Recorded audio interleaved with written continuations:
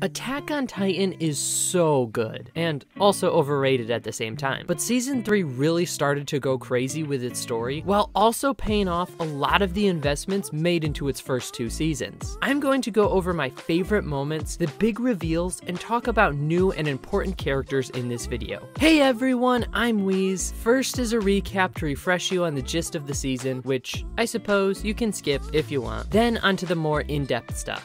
Attack on Titan Season 3 starts with political struggles, which I mentioned in the previous video is some of my favorite parts of this anime. The scouts get under pressure for having Eren for so long, and he gets captured again. It's like another Tuesday for the Survey Corps of, your Titan is in another castle. Erwin is arrested through political manipulation, and soon the entire regiment is outlawed and hunted down. With the extreme corruption of the government that isn't even ruled by the royal family, but only a puppet king, Erwin successfully stages a coup after killing the true king. This is unrelated to the coup, ironically enough, and putting his daughter, Historia, in charge. The king's daughter, not Erwin's. We learned a bunch of stuff about the royal family, how Titan powers are transferred, and what Eren's dad had done during this time. Now that the internal problems are fixed, it's time for the problems outside the walls. The scouts go on their next mission to repair Wall Maria, which was breached at the beginning of episode 1. Once they get there, however, they find it surprisingly empty until they spring the trap that Beast Titan had set for them. During the battle, they kill Bertolt, the Colossal Titan, and defeat the Beast Titan and the Armored Titan, although they both escape. Armin is almost killed, but he becomes a Titan and eats Bertolt, which gives him that power. Rest in peace, Erwin. Jinzo Sasageo. They finally get to Eren's freaking basement, and there they learn that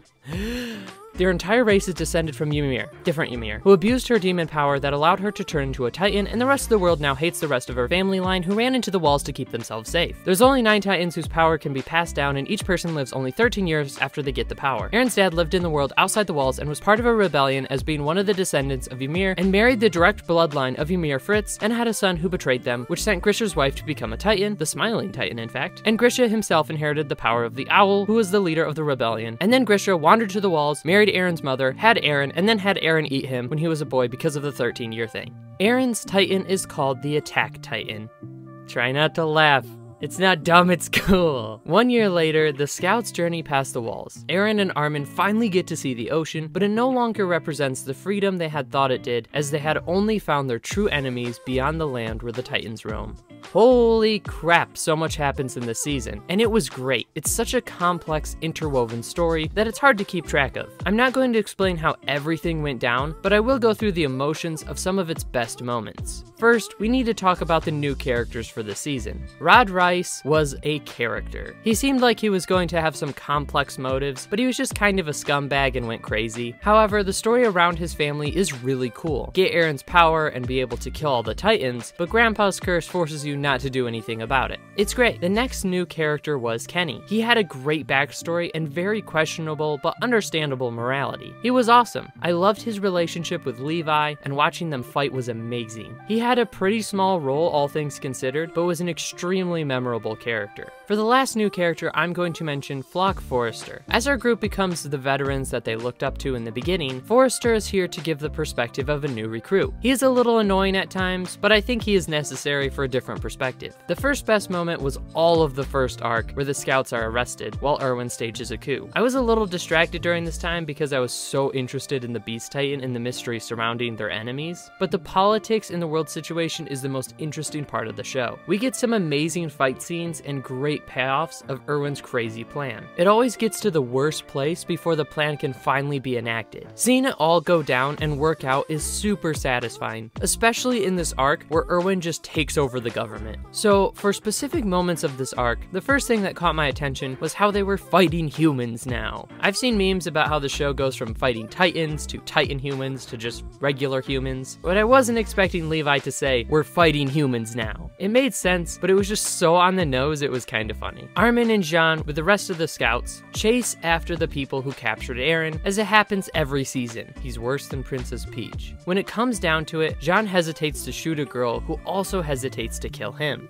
when Armin shoots her in the back. This was so sick. I love Armin. The realization and guilt afterwards actually made sense and was dealt with in a more realistic way. They didn't lose their minds over it, but it was still a struggle and an understandable one. Their entire war campaign was to protect humans, so having to kill them now is really difficult, and they know how hard it is to lose someone. In this way, the story felt more mature in how it handled these traumatic experiences. Erwin tricked the fake government and staged a coup right before he was about to be executed, which was so epic. Because characters die so often, I was legitimately fearful about Erwin getting hung. What stood out to me the most in this part was the conversation between Erwin and Zachary after they staged the coup. Erwin struggled with if he was doing the right thing for the sake of humanity. He admits his motivations were partially that he didn't want to die before accomplishing his dream. Despite the lies, the previous rulers did keep the peace within the walls. But Zachary's motivations were much clearer and also understandable. He just hated the fake royalty that ruled and wanted to see them fall. AOT has an interesting morality, and it shows the point where, as much as you work to give to all, you are still human, and self-preservation is ingrained into us. Sometimes your natural desires must be sacrificed for greater good, but you also shouldn't roll over and die because it inconvenienced someone else. Another video getting deeper into that topic coming soon. Thankfully, they didn't spend too much time on this arc, which I shouldn't have expected any different. Attack on Titan's pacing is always incredible. Speaking of pacing, gotta keep going. Long video. We start getting into the big reveals of the next section of the story, where Rod Reiss has his ritual planned for Historia to eat Eren and get her full power and become the next ruler. Historia becomes an amazing character, as she is set up to become the most powerful person in the world, and Eren gets all depressed finding out how his father stole these powers. It's an interesting moral dilemma until you realize there were generations of people with this power who never killed all the Titans because of a curse from their ancestor that kept them from doing it. Historia resists her father's wishes, and through the help of the scouts, is able to rescue Eren. This was just awesome for her. Her character is so much better after the first 2 seasons. It was a really fantastic moment when Historia killed her father, who took the Titan formula and turned into an absolute abomination. She fought to be able to fight, and through her bravery, she was able to win the favor of the people as a true strong leader. But at the same time, you can see how it was political victory, and not entirely pure heroism, which was the extra layer that makes this show so good. We're gonna jump past all that now and get to the second half of the season. Episode 49 was particularly great. The pacing has been super fast and exciting, but this episode slowed down and showed us more of the relationships between these characters. Jean and Eren fought each other again, which was great. I still love Jean, and it ended with an epic celebration as people actually praised the Survey Corps. For as bad as the scouts got screwed over, it was great to see that through the resourcefulness and craftiness, they were able to win the war of politics, and now they can finally focus on their goal of fixing the wall that was breached all the way back in season 1. They successfully make it to the city that was breached, but it was too easy and the area was too quiet. They eventually find the trap that was set by Reiner's group. Mikasa is able to defeat Reiner with the help of Connie, Sasha, Jean, and Hanji coming in clutch, which was amazing to watch. But Bertolt being the Colossal Titan was almost impossible to fight and killed a huge number of their group when he transformed. He was sent in like a nuke. Dude was thrown in a barrel. This is why I love anime. Through Erens Sacrifice, Eren got out of his Titan form and cut Bertolt out of the Colossal Titan. It was a sweet moment, and it's great that, despite he had the most overpowered Titan ability, it isn't only a crutch. Eren used his own skill to defeat Bertolt. It was perfect. Armin gets fried, and they keep both Reiner and Bertolt alive so that they can turn one of their own into a Titan and eat them to gain their power. This show is kinda messed up. In the end, Reiner was freed by the Beast Titan guy, who was almost killed by Levi in an awesome fight. I originally thought this was Eren's dad, but he's not. I love the situations, like Levi fighting the Beast Titan, where the person with the stupidly powerful ability is terrified of the normal guy. Both Levi and Mikasa get this respect. The Titan people feel so powerful with their abilities, but here comes Levi with just a few swords and loads of skill. It's insanely satisfying. However, the new derpy, annoying Titan,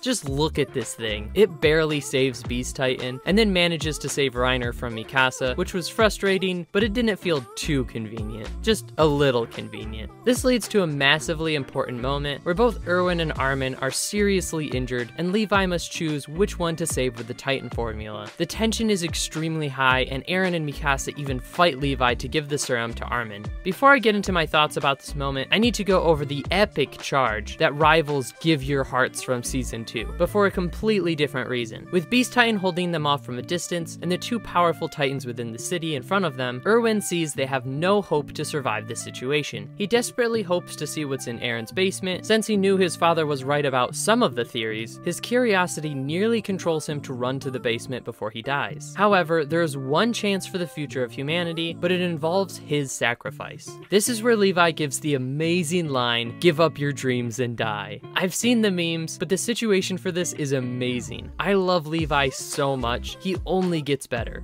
Erwin gives his speech, "We're all gonna die anyways, might as well die for the future of humanity," and then leads a suicide charge at the Beast Titan, who pelts them with stones as they fruitlessly attack. Levi is able to defeat the Beast Titan because of their distraction, but nearly everyone in it dies, except for Forrester and Erwin, who is badly injured. Flock drags Erwin over to where Levi, Eren, and the others are getting ready to feed Berthold to Armin. The setup was incredible and heart-wrenching. I love both Armin and Erwin, but I felt like it was the perfect time for Erwin to go. However, I would have liked better reasoning for Levi to make this choice. Like, I understand the reasons for it, but I don't get how Levi would. I wish there were some more scenes with Erwin explaining that Armin is incredibly brilliant and the future of the Survey Corps, or set up for Levi to make this decision, but he just kind of figures it's time for Erwin to go, which feels a little weird. I would have liked a little more explanation for this reasoning, but overall, I think it was the best decision plot-wise. Now that he's dead, Erwin is a fantastic character. One of the best I've ever seen, especially for a leader position like that. He had an understandable struggle without feeling shallow or having unrealistic problems for his position. Absolutely amazing. I'm sure we will see more of Armin having to deal with the fact that he was saved over Erwin in Season 4, but he's already dealing with it. I like Armin's insecurities mixed with his genius mind. He's both incredibly smart and a coward, and it's really interesting. Finally, they enter the basement, and then the show just takes a massive turn that I explained already in the recap. It was a lot of information all at once, but finding out Eren's history was really cool. Everything isn't so black and white, just like in real history. Eren's dad did some awful things, but also for legit reasons, and the people persecuting his race did it for legit reasons as well. The world politics are crazy and interesting, but I do somewhat miss the zombie apocalypse style from the first season. It's not bad, it's just different than what I had expected, and makes some of the earlier moments a little less extreme, that this isn't really saving humanity, just the certain group of people, which is a big deal, but not quite as high a stakes. I don't have much more to say about this part. It was maybe a little more complicated than it needed to be, and I didn't really care about the owl and Grisha's first family enough for the moments to really hit well. Although I find it probably too funny that Grisha's first wife turned out to be the Titan that killed his second. Maybe a little bit of jealousy there.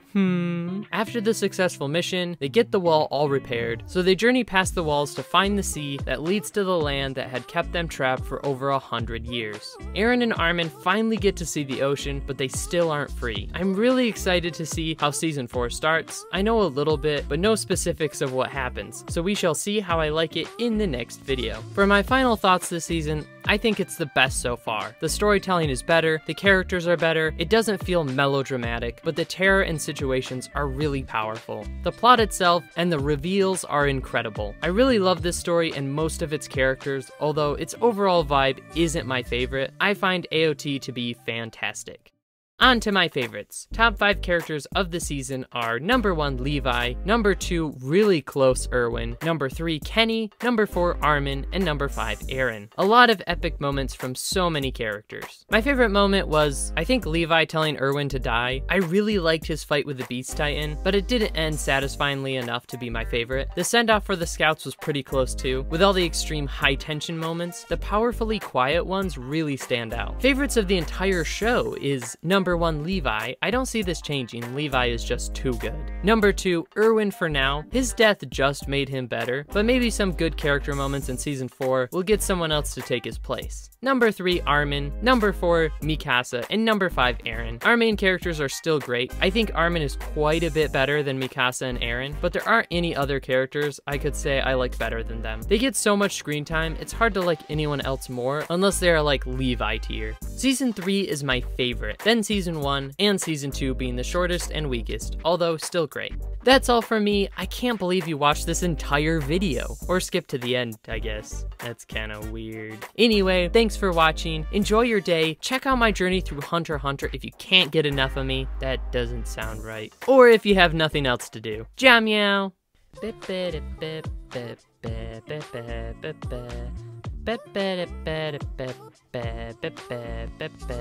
Boom, boom, boom.